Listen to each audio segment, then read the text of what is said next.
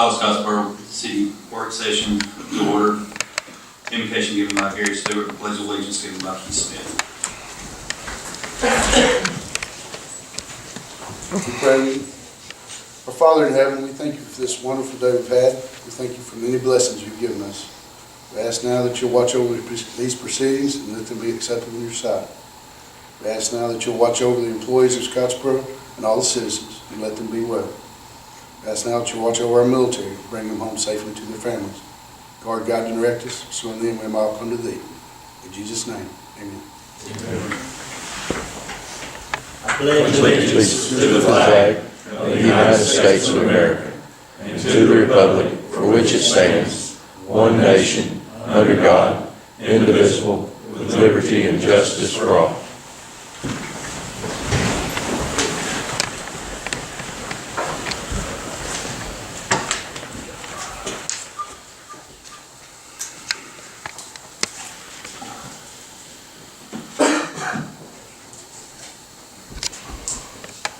First item is combining the street and solid waste department head positions. And Mayor Potter, you were going to cover the first three for me. Yeah, I'm just going to roll all these kind of into one thing, if that's okay with y'all. I'd like for you all to consider combining the street and solid waste department his position into a new position called the Public Works Director. We've been currently on a trial basis of this for about 3 months now, and everything seems to be running smoothly without any major problems. By creating this Public Works Department, we'll save one department head salary. We'll also have the manpower from each department can cross over between departments, so that would be an advantage of that also. The person, Eddie Blizzard, is currently serving in that position over both departments. He's performed exceptionally well in whatever job he's been assigned. He had worked for 10 years as a department head in the solid waste department, and prior to that he worked in the street department for 9 years and also served as an interim department head and assistant department head. He's the only one employee in the city who has these credentials. There are several cities that have a public works director who's over the street and solid waste. Alexander City, Hartselle, Muscle Shoals, Ozark, Eufaula, Wetumpka, Fairhope, Troy. Those are some cities that are similar in size to us, but there are also others that I have a list of. In your packet there, you have a copy of the new Public Works Director job description, as well as the Street Department Superintendent and the Solid Waste Department Head job description, so you can compare. Secondly, I'd like for us to consider and create a separate department for maintenance of our vehicles. Currently, the garage operates under the street department, and that's the street department head. And most of the time, that's kind of, a lot of our other departments think that this is considered just a outreach of the street department. If this new department is created, it will be the vehicle maintenance director. That person would report directly to me. They would be in charge of the garage, where their sole responsibility will be to manage the garage on a daily basis. They will be in charge. It will be a supervisory position more so than a mechanic type position, although they will have to do some work. They would schedule work, order parts. Also, I would like to see them set up a preventive maintenance program.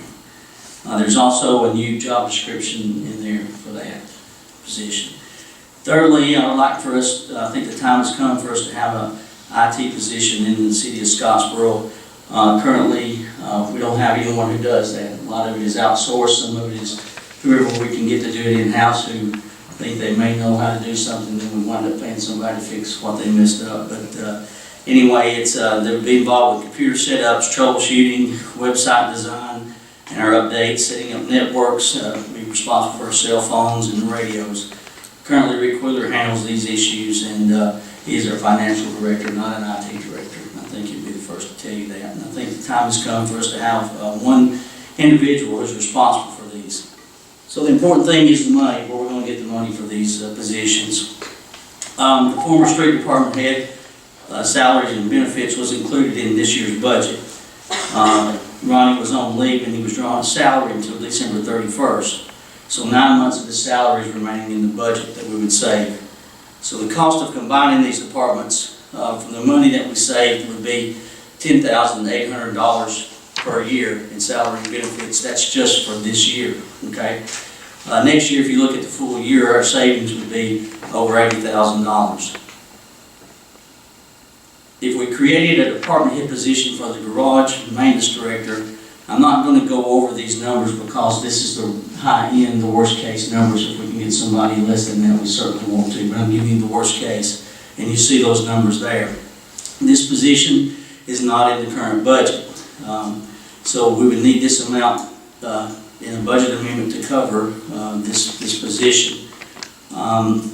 If we use a suggested time frame of what I'm shooting for March 1st, you see the number that would be needed there for 7 months that we need to add to this year's budget. And again, we're looking at a March 1st time frame on this. The IT position is the same thing, looking at a worst case scenario as far as money and salary and benefits. This position is not in the budget either. Again, we're looking at a March 1st time frame, and you see the cost for 7 months. So in this budget year, the cost of combining the street and solid waste department would be $10,810. Then you see the two departments in the total there of additional money that we would need. So you take that amount, take away the savings of the street department and the solid waste of combining that salary, and we need a total of $37,323 that is not in this year's budget. If you look down, our budget for 2014-15 had a surplus of $75,000. Our sales tax, we'd seen an increase in October and November of roughly $110,000. So that's about $185,000 of money above our budget that we expect to see. Now we do know we're going to have a TVA in lieu of tax decrease, and that's $108,000. So you take the $185,000 of the surplus and the extra sales tax and take away the $108,000 from the in lieu of tax decrease, and we have about $77,000 of money surplus in the budget. So we have more than enough money from a surplus to cover these changes for this year. Next year, then what we're going to do next year? Well, next year we'll be able to budget these positions. So went through that kind of hurriedly, but I'm willing to see if you have any questions.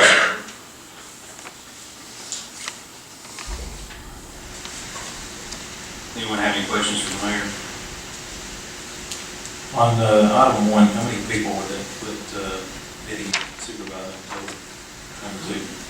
Total of about 50 to 60.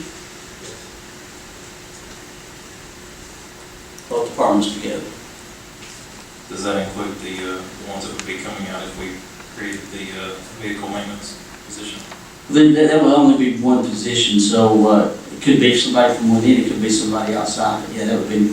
That's including the garage. You can take away a half a dozen of those if we created a position. See what you're saying? Yes. All right, about 6 if we created. So I'd say 50 to 55 total. If we,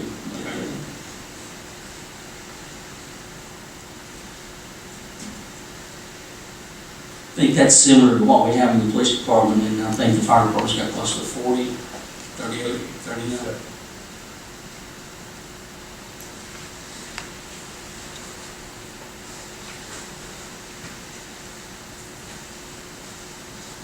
Where were you wanting to vote on this? To make that March 1st time frame work, certainly next week would be fine, but at the latest it would be the 26th. Is that be the next week? So next week, if you're ready, if not, then 2 weeks from then would be fine. But we want to move pretty fast. We'd have to get it advertised. We'd have to do interviews, and like I say, for not knowing one position we would have to hire, and it could be the other one from outside or inside in the garage positions. Do y'all want to put it on next week's council meeting, or wait till the 26th to go through these job descriptions? That's probably what might be a little bit longer, if you don't mind, Mayor. No, as long as we get it about the 26th, that'll be Yeah. yeah. This 3 job descriptions, it's a lot to get through, so. If you have any questions, feel free to call me or Erin. She's the one who worked on the job descriptions, putting them together.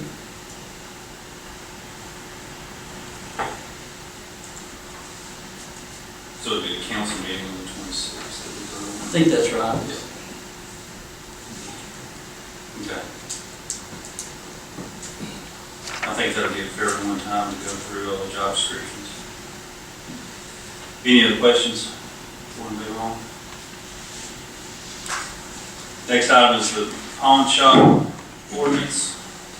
We've discussed this a few times. We have the updated ordinance in the packet. Mr. Kennemer, you and Keith met with some of the pawn shop owners as well. I believe, after the conversations that we've had with them, that this ordinance that is proposed resolves most of the issues that they had with the previous draft. Does anyone have any questions on this ordinance? If not, we'll put it on next week's council meeting agenda.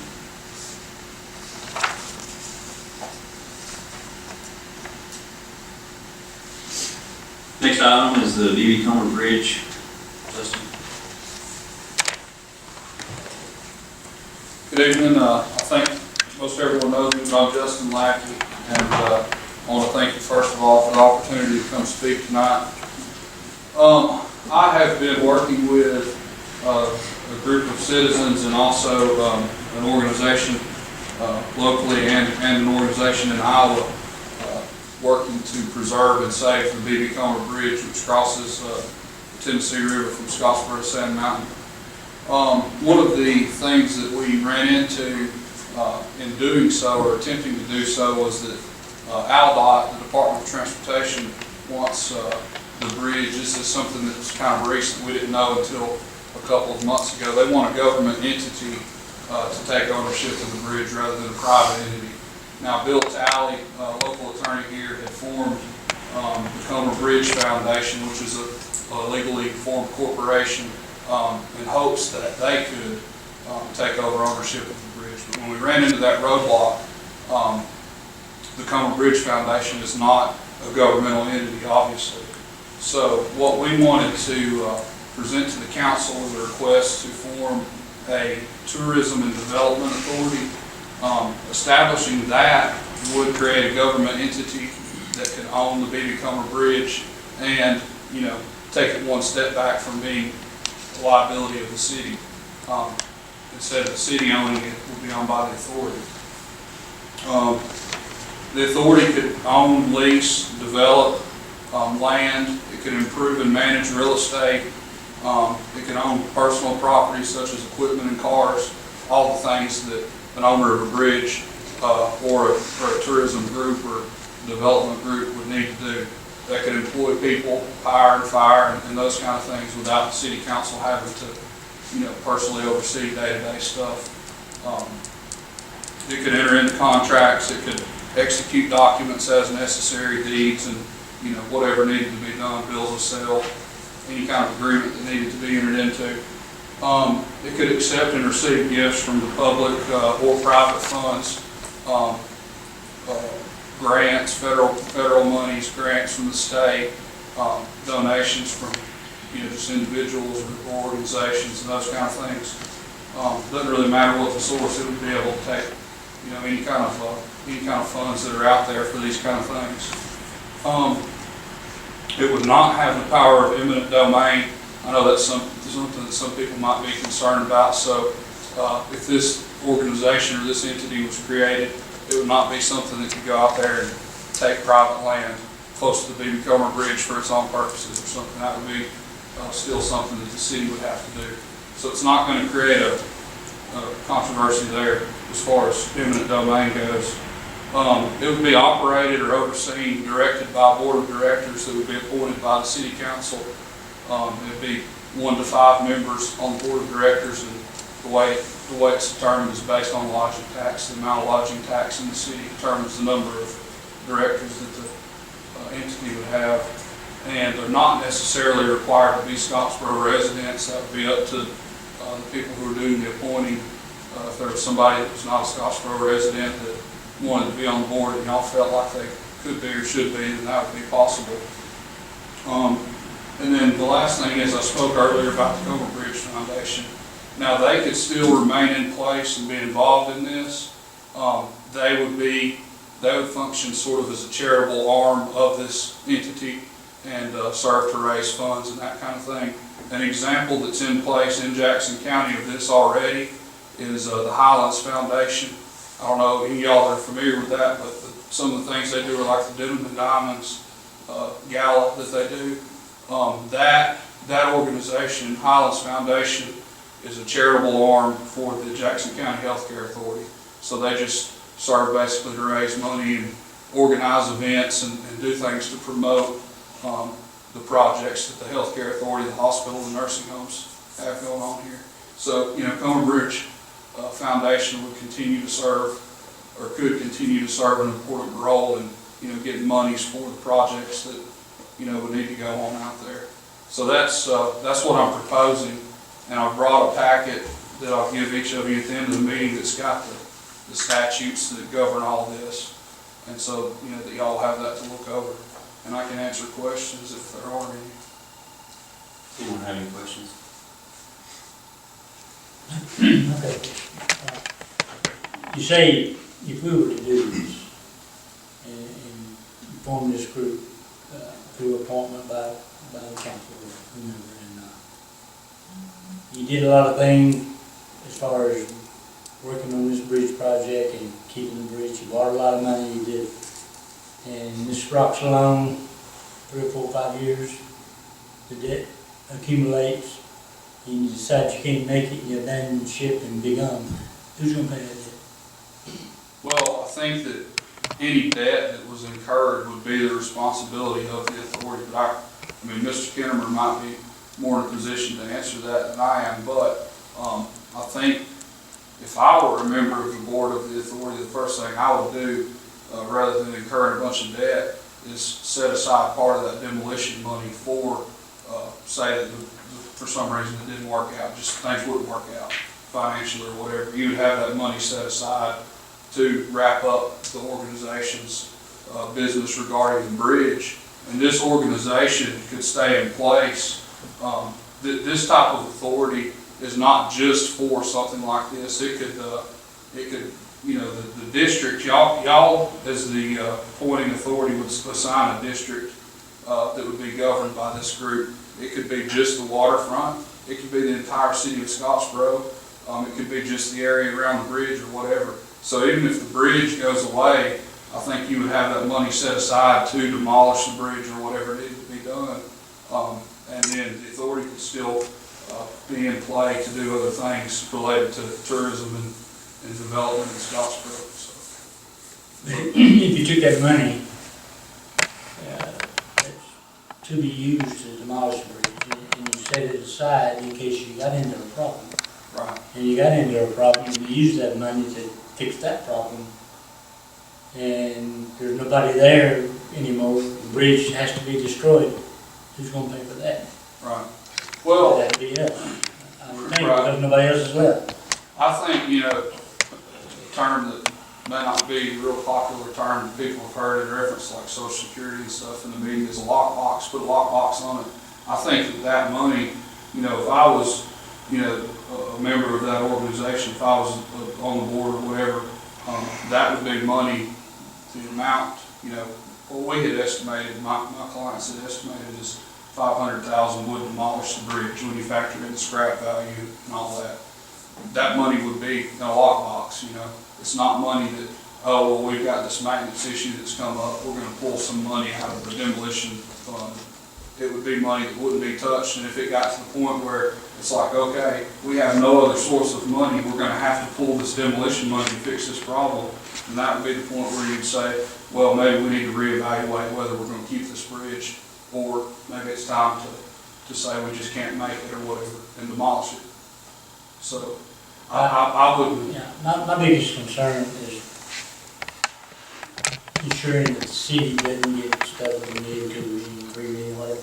And I've been around long enough to know that what you're talking about, $500,000 today, 5 years from now, maybe $2 million. Right, that's true. So, and there's not gonna be the money there. Again, I mean, It's something we just need to know what we're doing before we do. That's all I'm saying. Before the requirement of a government entity came into play, I can tell you what the plan of the private groups that were attempting to obtain ownership was basically that this money that would be set aside that would cost, $500,000 today to demolish the bridge, it might cost 10 years from now, $1.5 million. Well, it was going to be placed in some kind of fund, investment fund that would grow. So it's not going to be set, say, in a savings account or something. It would be, invested kind of like money's invested for people's retirement funds and that kind of thing. So it would grow. But that was our plan, was to invest it in a way that was, had growth potential, but would be safe. That the money would, some company couldn't bankrupt and their stock becomes worthless or something. But invest it responsibly so that it would grow into a larger amount as the cost of demolition would increase. That was our plan, or our organization's plan was to do it that way.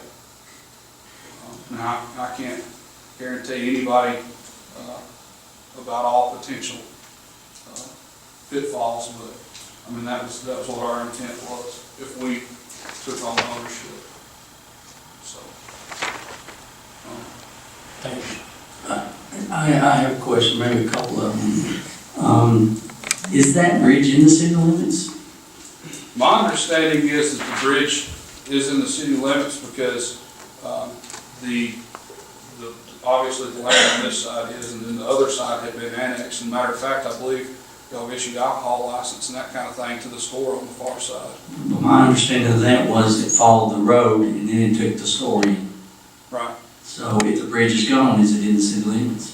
If they're using the other bridge? The bridge is Okay, going to be there. let's don't talk about that, but would the county not be the one who would need to set this up rather than the city? Well, Or could they, Mr. Kenwood? They definitely could, if I recall the statute that Justin has referred to, me and I have had a previous conversation. The statute, I think, allows cities, or a city, or cities and the county, or the county, depending on the particular circumstances, to form this kind of organization. So it could be a joint, is that what you're saying? Yes, sir. Okay.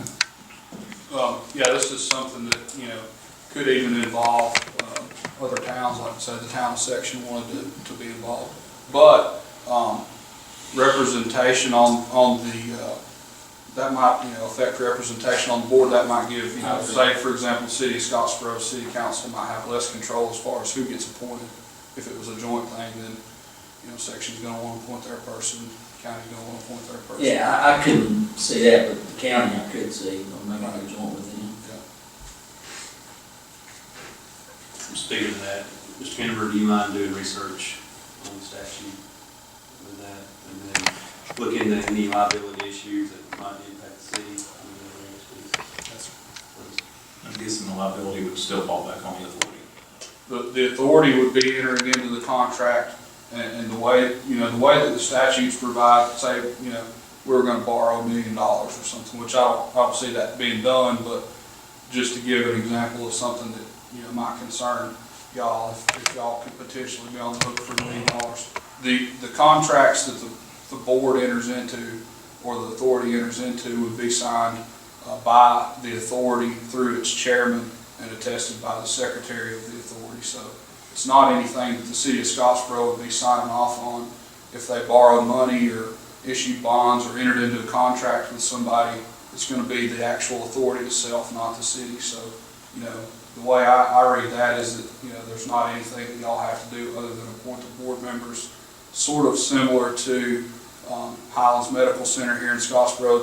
The Jackson County Commission appoints the board members to their board, but, the county's not personally liable for their, what they've got going on over there. So it couldn't go back to appointing authority if something failed with that board. I did some research and didn't see anything. I mean, Mr. Kimber can advise y'all on that, but I didn't see anything that indicated that. I checked for Attorney General opinion citing this code section. And I didn't find any, it doesn't mean they're not out there, I didn't find any, and I also checked for case law. Okay, I looked. so, You may have anything. Well, I guess that would be the question that I would have is if the board were to dissolve, what happens to the property? Does it revert back? I'll be happy to research and come up with an answer to that. Because as Mr. Smith says, you know, what I don't want to have happen is, and I hope it's successful, but if it's not, I don't want the property to revert back to the city, and it'd be our responsibility to, one, either provide maintenance for the structure, or two, cost of demolition.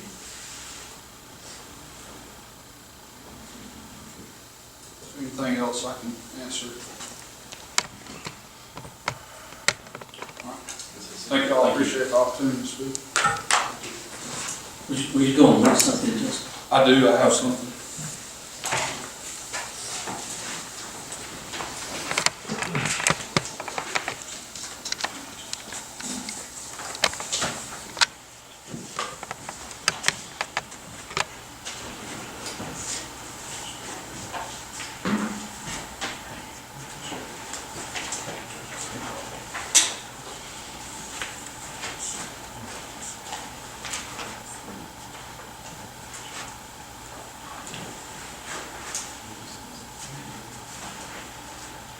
We'll go to reports. Mayor, I don't have anything.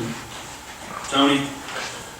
Just thank everybody for coming out tonight. Wish everybody a happy and prosperous new year as we go forward. That's all I've got. Thank you. Keith? Brent? Just remind everybody that school's starting back. No, they've been out for 2 weeks, so just be cautious tomorrow, please. That's a good point. Gary? Just want to thank everybody for coming out tonight, and for the real cold weather heading down, if you have someone elderly or pet or whatever, check on them and make sure they're safe during this cold snap coming at the end of this week. And with that, we'll adjourn. Thank y'all.